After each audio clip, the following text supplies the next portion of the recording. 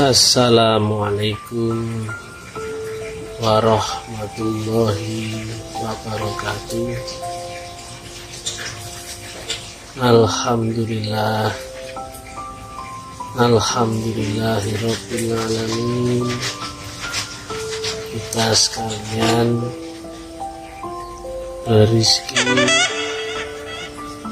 terpanggil bisa melaksanakan zikir ala kadarnya,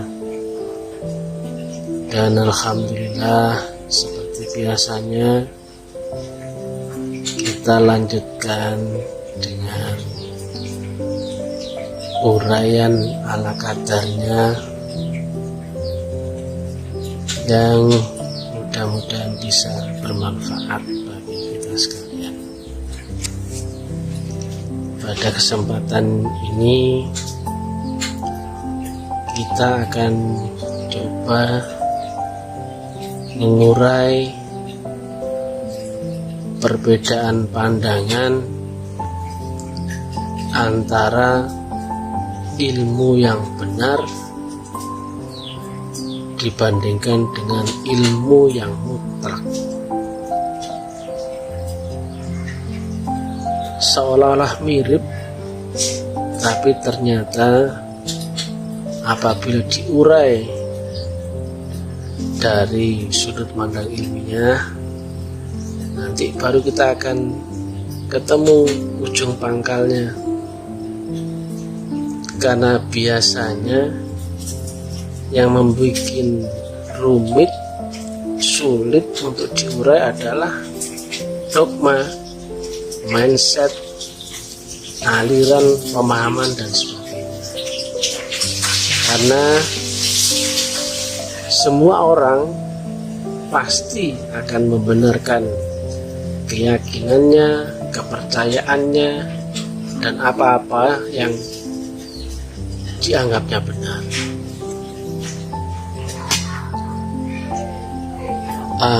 Kebenaran seseorang itu ujung-ujungnya kadang malah nggak ketemu dengan kebenaran orang lain. Benar di sini berbenturan dengan benar yang di situ, maka disitulah biasanya akan ada gesekan. Loh, benar kok jadi salah, atau benar kok disalahkan. Karena benar ini pun ya bertingkat-tingkat. Kalau orang filsafat biasanya mengartikan atau memberikan gambaran di atas langit masih ada langit. Artinya benar itu ya nggak boleh dipaksakan kepada orang lain untuk membenarkan kita. Nah, tentang kebenaran ini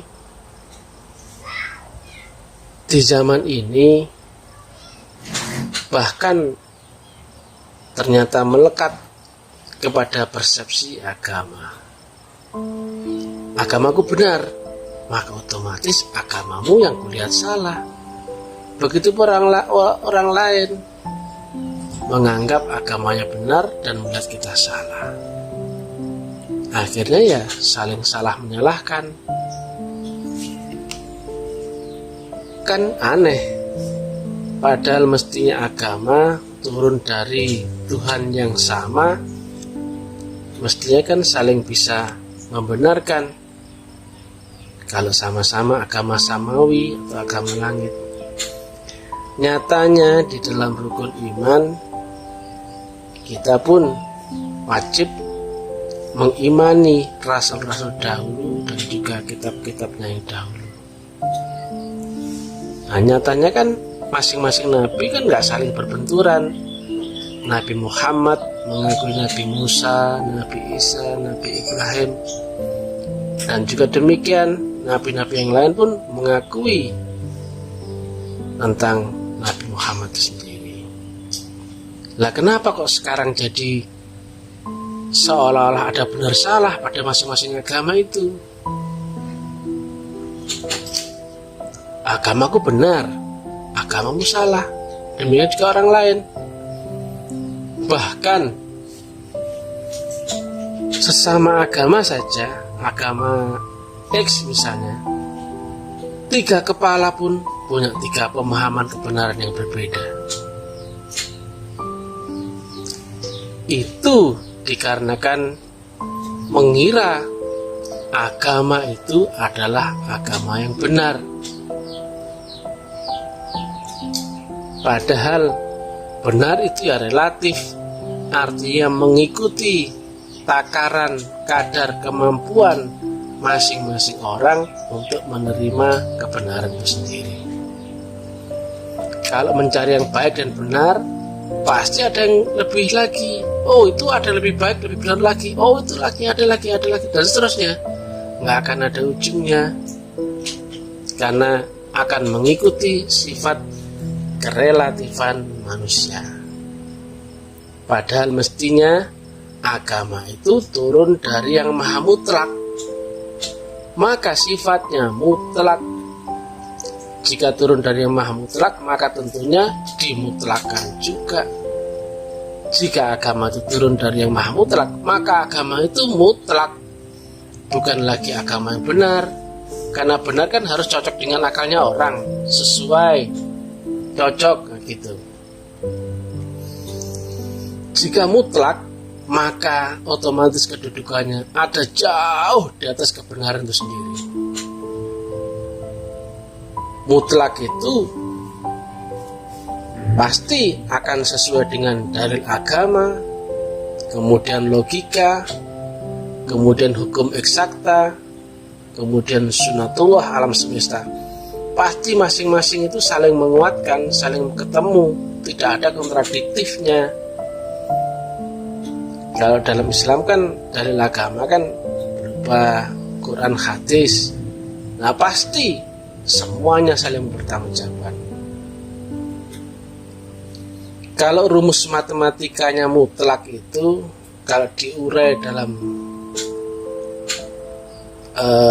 angka matematis, misalkan min 10 dimutlakan sama dengan plus 10 juga sama dengan 10. Artinya di alam mutlak itu sudah tidak ada lagi plus minus. Minus dan plus itu adalah persepsi manusia. Padahal ada pelajaran mutlak yang di atasnya alam relatifnya manusia, yang bahkan manusia tidak mampu membenarkan atau menyalahkan, tetapi itu mutlak turun dari sisi Allah Ta'ala. Kalau contohnya ya banyak di dalam pelajaran yang dialami nabi-nabi, ya contohnya perintah Allah untuk kepada Nabi Ibrahim untuk menyembelih anaknya, kemudian pelajaran Nabi Khidir kepada Nabi Musa, kemudian banyak hal yang itu seolah-olah kontradiktif dengan akalnya manusia. Artinya manusia sampai pada level kebenaran yang tertinggi sekalipun gak akan mampu membenarkan akan hal itu.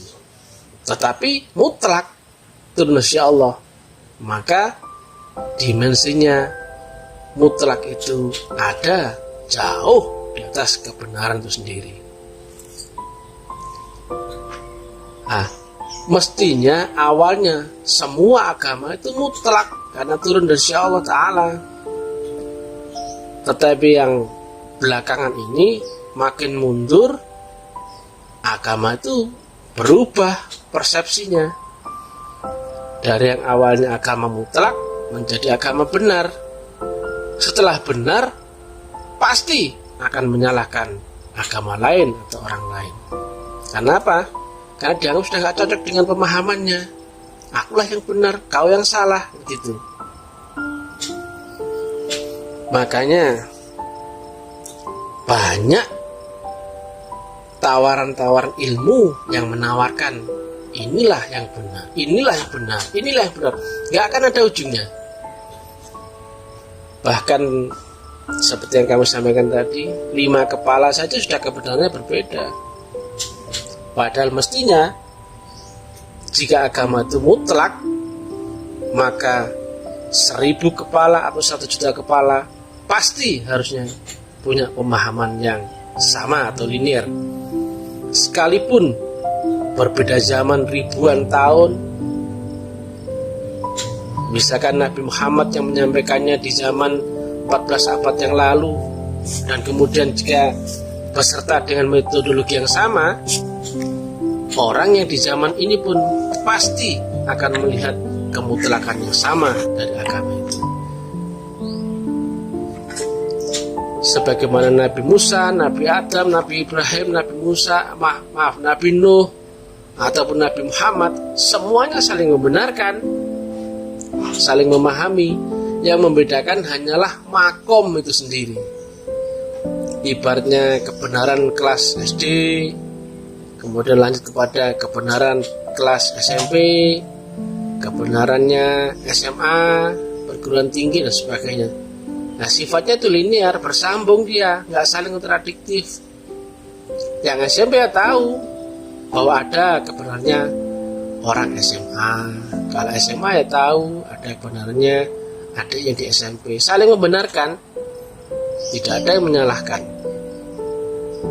Nah, berbeda dengan kondisi sekarang, bahkan agama pun seolah-olah mendoktrin dialah yang benar, yang lainnya salah, padahal mestinya mutlak. Ini yang sulit terbaca manusia, bahwa agama itu mutlak, pelajarannya mutlak dari sisi Allah Ta'ala. Yang mutlak tentunya nggak bisa dipelajari manusia. Makanya di dalam Asy-Syura 52 ayatnya adalah melalui dipilih dan dikehendaki, yang awalnya bermula lewat ditanamkannya nur iman dan nur kita. Kalau mencari perbandingan antara benar, ya nggak akan ada ujungnya. Kenapa nggak ditingkatkan lagi? Kita coba mencari ilmu yang mutlak, bukan lagi ilmu yang benar. Benar menurut saya makannya pakai nasi, tapi benar menurut orang lain makannya cocoknya pakai sagu atau nasi jagung, padahal seleranya berbeda, maka akan berbenturan. Sedangkan kalau mutlak, semua variabel-variabel dunia pasti akan membenarkannya, mulai Qur'annya, hadisnya, logikanya, hukum eksaktanya, kemudian sunatullah alam semesta. Dan masing-masing itu tidak ada yang kontradiktif, nggak ada yang saling menyalahkan. Bahkan kata-katanya, nah kalau kita terbatas dengan akal, maka hanya ketemu yang benar. Tetapi untuk menuju ilmu yang mutlak, mesti lewat dimensi kerohanian. Karena dimensi Allah yang maha mutlak itu nggak ada di sini. Allah itu ada di Arsy yang maha tinggi. Sedangkan yang ada di dunia hanya terbatas dengan kepandaian tertinggi akalnya manusia. Kesadaran manusia ya hanya sebatas itu. Padahal variabel-variabel agama bukan ada di alam ini, bukan ada di dunia. Maka menuju ilmu Allah yang mutlak, yang turun dari sisi Allah yang maha mutlak, mesti lewat jalan yang mutlak, metodologi yang mutlak, faktor yang mutlak, frekuensi yang mutlak. Baru kita akan ketemu dimensi agama yang mutlak. Jadi bukan lagi agama yang benar. Agama yang benar pasti semuanya merasa benar, gak ada yang merasa salah. Gak mungkin orang memilih jalan hidupnya jalan yang salah. Aku mau pilih agama A karena A ini salah, kan gak mungkin. Padahal di situ pasti akan berbenturan dengan orang lain. Yang orang lain melihatnya agamanya benar, pasti orang lain pun demikian melihat kita. Orang lain adalah salah, orang lain melihat kita pun ya salah juga. Disitulah turun pemahamannya dari agama itu, mestinya turun dari yang maha mutlak menjadi agama persepsi hanya kepercayaan, hanya keyakinan, hanya dogma, hanya cocok dengan akal kita saja. Dan itu dikarenakan tidak ketemunya sambungan antara kemutlakan Allah Ta'ala dengan manusia yang relatif.